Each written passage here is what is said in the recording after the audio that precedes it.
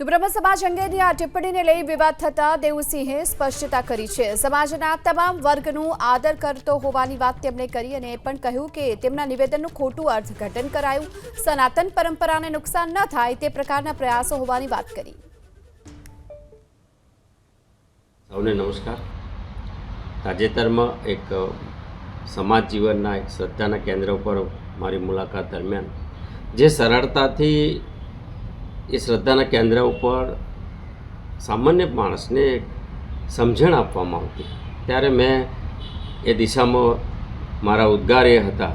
કે ક્યારેક આપણા આસ્થાના કેન્દ્ર, આપણી આસ્થાના ગ્રંથો, વેદ, પુરાણો, ગીતા, આવા મહાન ગ્રંથોનું અલ્પ જ્ઞાન દ્વારા મનગળંત અર્થઘટન કરીને ક્યાંક સ્વાર્થ હેતુ સાધવાવાળા લોકો હોય છે, ત્યારે આપણી સનાતન ધર્મની પરંપરાને નુકસાન ન થાય હેતુથી યોગ્ય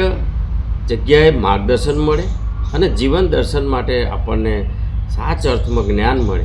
એ માટે આપણે પ્રયત્ન કરવો જોઈએ। વર્ષોથી મારા ઘરે સંતો મહંતો આવે અને એ લોકોના આશીર્વાદના કારણે આપે પણ સમાજ જીવનમાં આટલા વર્ષ દરમિયાન મારું વાણી વર્તનને વ્યવહારનો પણ અનુભવ કર્યો છે। ત્યારે હું આપની સમક્ષ એ જ લાગણી પ્રગટ કરું છું કે હું સમાજના તમામ વર્ગનો આદર કરું છું, સમાજના સૌનો આદર કરું છું,